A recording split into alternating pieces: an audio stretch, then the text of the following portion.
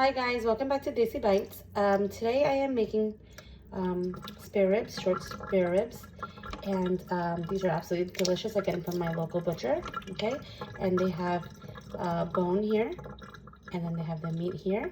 So what I do is I put them in some water to kind of clean out anything that's on them. I'm gonna then wash them really well. But right now they're just gonna sit in plain water. There's nothing in here, just to sort of thaw out and get ready for my dry rub.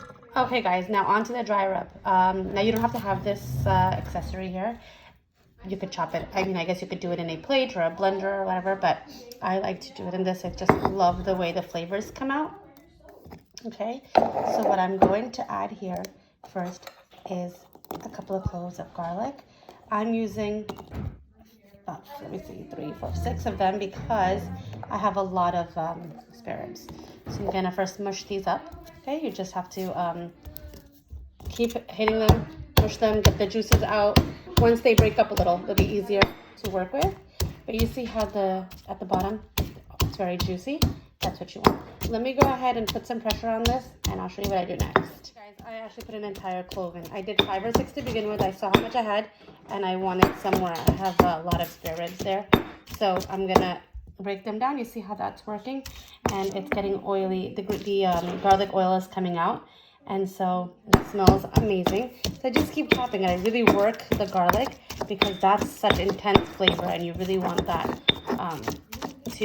you want that taste in your ribs. This goes in a handful, about a teaspoon or so of coriander seeds, my absolute favorite ingredient of all time, and some cumin seeds. Not a lot, just a pinch, and then we keep on mushing and breaking away. You really want to work these flavors here. Take the time, because once you do this, you're just putting it on there and then grilling it, right?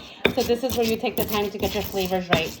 I'm going to keep mushing, and I'll tell you what we do next. All right, guys, so this is the garlic, cumin, and coriander, and as you can see, it's become a paste. All your ingredients have broken down, and the flavors have released, and the garlic oil has released. Okay, so you can keep going. I'm gonna add some more things, so I'm gonna take a second here, pause to show you what I'm putting in. You're gonna put in, now this is to taste because I don't know how spicy everybody likes their food. Red chili pepper, salt. This is about a teaspoonish. No, this is a tablespoon. Sorry. Some more salt. I think I need. Okay, so salt. And I'm gonna put in some black pepper. See that? Right in the spoon. Put that in. Onion powder. A little bit more than a spoonful. And red chili pepper. This stuff is to taste because you want to see how much salt you're gonna want and how much mirchi you guys are gonna want. And then I'm gonna do a dash of cumin and coriander powder. Although I've already used whole, I add the powder for taste and heat. And I'm gonna go ahead and blend that up. Okay, so you're gonna get all your flavors combined in there with the garlic oil. And that is gonna be so yummy.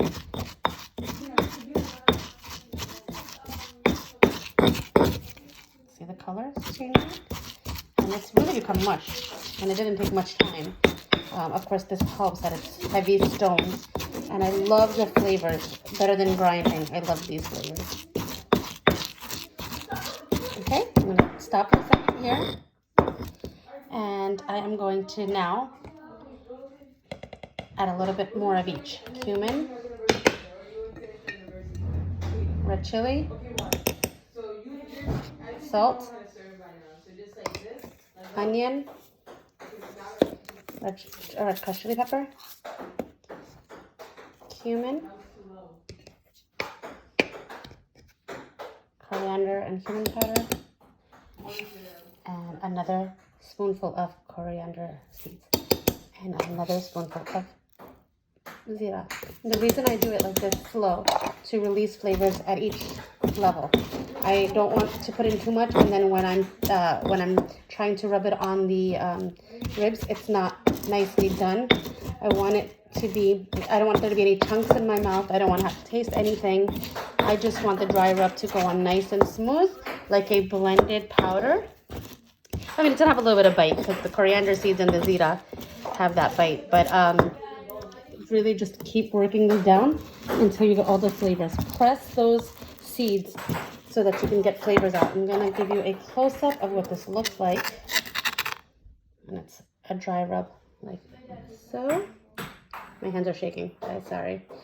So delicious. The colors are so beautiful. Back in there and keep rubbing. Okay, once that's in there, you give yourself about 10-15 minutes to make this rub. Homemade dry rub. You do not need to buy store-bought rub. You can use all these wonderful ingredients that you have right at home. I'm going to add a little bit of turmeric. I put turmeric in everything, so the kids are eating it without really knowing it, and it's so good for us.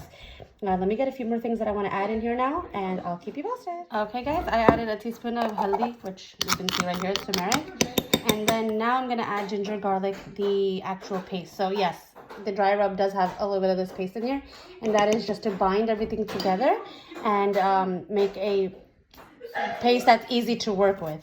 So I'm just gonna go ahead and put that in there. You'll see it kind of makes it a little bit easier. It's not completely dry, but you know what? There's so many seasonings in here that it's gonna absorb that ginger garlic paste, so it'll be a good consistency. Let me go ahead and keep doing this, and I will then show you what it looks like. Here is a look at that wonderful homemade rub. Just get the ingredients you have in your cupboard. Again, it was salt, pepper, garlic and ginger paste, cumin, coriander powder, cumin powder, whole coriander, whole cumin, black pepper, red chili flakes. So many yummy things in there. All right, guys, so we're at the end of our, what do you call it, chopping, grinding, whatever you want to call this, smushing together and making a paste. Let me show you what it looks like. Okay, so grab a whole big chunk here and show you what the rub looks like. Okay, you see the bits of coriander and the bits of zira, that's all in there, garlic and ginger. It smells so fragrant in the house. So I'm gonna now take out the ribs from the water, pat them dry, and rub this on. These are smaller cuts with the bone attached here, and I cut them into smaller pieces with they can have with their sides, and some long pieces for the adults. And now we're gonna go ahead and put the rub on them. All right, so we start off with a little bit at each time. Okay, I don't want to go crazy. I want to first see how I feel about doing this. I'm gonna just nicely rub it in, super dry. Okay, get it everywhere. Get it on the bone as well. Get that taste in there and get that color changing on the meat. And okay, so you're gonna rub it all in there like that, and get to the corners, get to the bone. Okay, and we're gonna do the next one. Look how little I'm taking at a time. It goes such a long way because there's so many seasoning and it's nice and thick, so it spreads easily from top to bottom. So we're gonna go top to bottom, and we're gonna just rub it all in. And I wanna cover every inch. So I'm gonna go over it twice and turn it over and rub more. But I don't like any parts to be not tainted by the spice. I want it all to look red. So, you know, you have to go over it and take your time to do that. Really get that rub in there and get it on the bone area and really rub it in, okay? So that's what that looks like. I'm gonna go ahead and do the rest of them, turn them over and do the other side. Okay, guys, so I'm turning it over now. And sorry if you couldn't hear me in the last video. My kids are just all over me. They're right behind me or walking around near me, making a lot of noise. I'm gonna turn these over. See this? See the baby ribs have all this masala. I put them on top of each other like that so that they can absorb some masala off of each other. Kind of pile them on. I'm going to do the rub on this side, and then once I do the rub on these, we're going to do the other sides of that. I still have a lot of masala left because I'm just taking a tad bit each and running it down the steak, down the ribs, and mushing it in, really giving it a great layer of dry rub. Sides, the corners, the top. I did leave a little bit of fat on them. The ones that I got, they already have taken the fat off. But if you have a little you want to take off, I think I leave it on. I like that it adds to the flavor. And then when you're eating it, of course, you can cut it off and put it to the side. But when we're grilling it and it releases its own fats and oils, I think it gives it flavor. And so there we go. We're going to go to the second one. I just wanted you guys to see how generously I'm applying it. Although it's not a lot, it's it has a lot of stuff in it, and it has a lot of seeds and cumin and coriander, so it's really released a lot of its oils, natural oils. So it's doubled a little bit in quantity like that. So we're gonna go ahead and put that on. Once I'm done with both sides, I'm going to put this away for some time. Right now it is 5 o'clock. We're gonna have this for iftar, so we have like 3 hours to go. So we're just gonna leave this. Always the key is a good homemade marination with really organic flavors. Fresh garlic, fresh ginger, coriander, fresh cumin really is the key, guys. I know that the store-bought are just as good, but try it. If you haven't tried it yet, try making your own rub. Really enjoy making the flavor profile that you like and that your family likes. And then the other second key is the time that you leave it to marinate. Now I'm gonna go over the little ones, each one back and front, really marinating it really well. I'm gonna do this one. The reason I put them on top of each other, that's another trick. I just want to tell you really quick. I take them and I set them on top of each other so that both sides pick up any seasoning that's falling off the other. It really sticks to it. So once it all has its seasoning, I'll just put it on a larger steak or a larger rib and let it just sit there. And they all marinate together all day long. So these are they look delicious, and the kitchen here right now smells so good, because you know that garlic flavor, the garlic and the I love the smell of coriander, and the cumin. It's all coming together, guys. Okay, so hopefully I'll be able to get a picture for you after it's grilled. Usually it's so fast around iftar time. So that, my friends, is my dry rub for a steak. You could do it on chicken. Do it on any kind of meat that you have. You can even put like a really nice rub masala like this in your burgers with some onions and jalapeño podina, and really get some nice spicy burgers to go. And they're awesome because they're packed with flavor. You see, it's just about right. So once I put it's about 2.5 teaspoons of everything, but little by little, 1 teaspoon at a time, to build your profile flavor and to build your step by step your flavors to go on here. I didn't want to just dump everything in. I wanted to release the oils of all the food, all the seasoning I was putting it in before I dumped more in there. Here is my big batch of ribs with their masala on them. I'm going to pick up anything that's on the board, rub it in there. Then I'm going to space them out and let them rest for a little while, okay? And we will show you, hopefully, inshallah, I'll be able to show you what it looks like when it's done. Just literally all I'm doing is lining it up now. I put it on top of each other so I could pick up any flavors that it needed, that were like lying around.